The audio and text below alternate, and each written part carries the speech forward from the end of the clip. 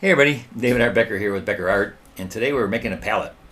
I've been wanting to have a custom palette for my whole time I've been an artist. I tell you, I've never every one of those ones I like in my last video. I don't like any of those palettes, and I've always wanted one that fit perfectly into my box, and so I finally figured it out without having to do a 3D printing.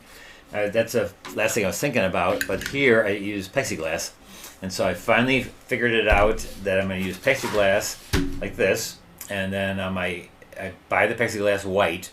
I didn't, when I first did this, I painted the back of the plexiglass white, and then that was fine. You can do that too if you have white plexiglass, or I mean, you don't have white plexiglass and you want to paint it white, just paint the back and then just use the opposite side to glue down these, it's not even gluing, it's putting them down and hot gluing them down, these little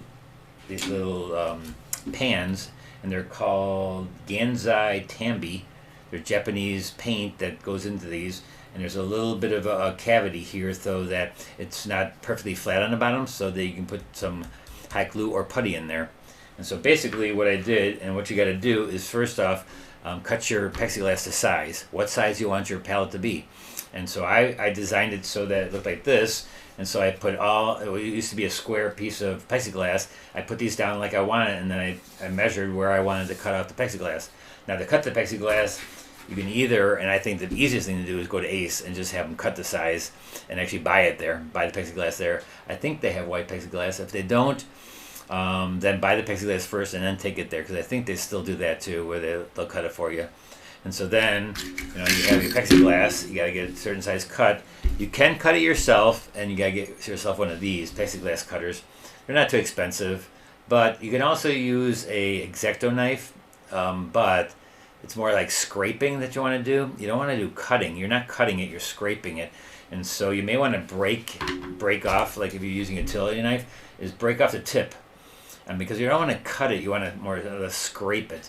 So if you can even go sideways with your thing, so you're scraping it, see how you scrape it? Do it that way instead of cutting it. If you're cutting it like this, you're cutting it, you're not making that much of a deep groove. And so by scraping it, like take the side, and when you have your ruler, if you have a ruler, like I have this beautiful ruler I just had gotten, and you can take it and put it down, and then instead of cutting it this way, your plexiglass, cut it this way with an X-Acto knife or a utility knife. And so I scrape it, and you just keep on going, and you do a lot of cuts until it gets kind of a groove, and then you snap it. And if it's too thin, then take it on the edge of the table and just kind of hit it. But you kind of want to get the groove in there enough so that you can just pop it.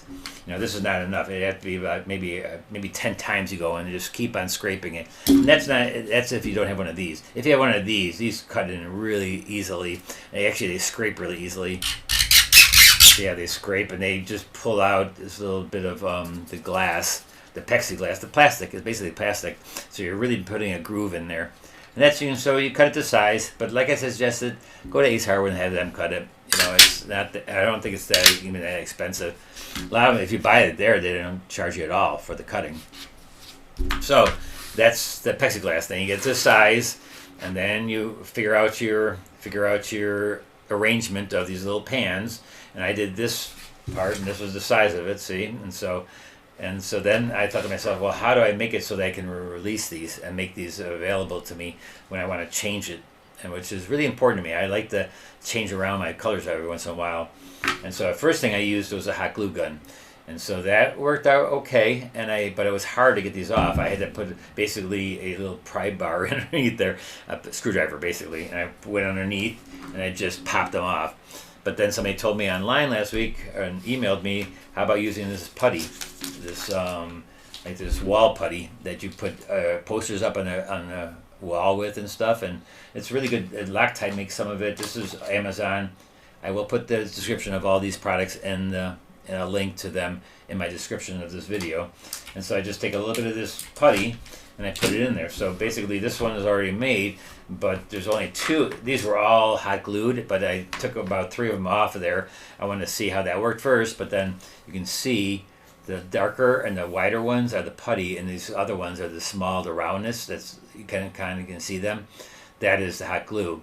And so I'm going to take this one's putty, but look at how easy it is. I can just pull it right up. pull it right up, and even it's kind of like the putty stuff is kind of in there. So what I could do is I can just, you know, take it, make it a little bit thicker again, and just place it back down. You know, I can do that, and I can take it off of there. It's like you just rub it right off, and it comes right off. Now I still like the hot glue for the corners, though. I suggest that only because I think it's nice to have the ends of them hold this parts together. So make that hot glue. These two, make those hot glue, because they're a little bit harder to take off. Because I think if something happens and you kind of push it, these will push a little bit easier. Well, not really, because look at this. I mean, it's in there, but for some reason something happens. I think by having the ends of them hot glued, it just holds them together better, and they still come off. It's just a little bit harder. You have to pry them up a little bit more. And so the hot glue, or this putty, is basically you put it on there. You put it and make a little round ball, and I squeeze it down a little bit, but there's a little bit of a space in between the plastic and the bottom of this and the plexiglass. So then you just take it, put it down here, and just push it. I kind of wiggle it a little bit so I get it way down, so it spreads underneath there, like makes it a little round dot then. And then look at, it's on there, so it's perfect to be able to then take it off. How great is that? And like I said, make the ends hot glue. That way they really, you can push it against there and it'll be stuck there. All right, so make yourself a palette that's customizable to your size that you want. And then if you need a cover, people are asking me, well, how about a cover? Well, the cover of these old ones I don't really like, because they're always hard to get off your palette. And so instead of having a cover that goes in the side and it wraps it, just get another piece of plexiglass and put it on top. And I would even make a smaller plexiglass, thinner plexiglass for the top, and then just put rubber bands around it, like 2 rubber bands, and then it'll stay on top.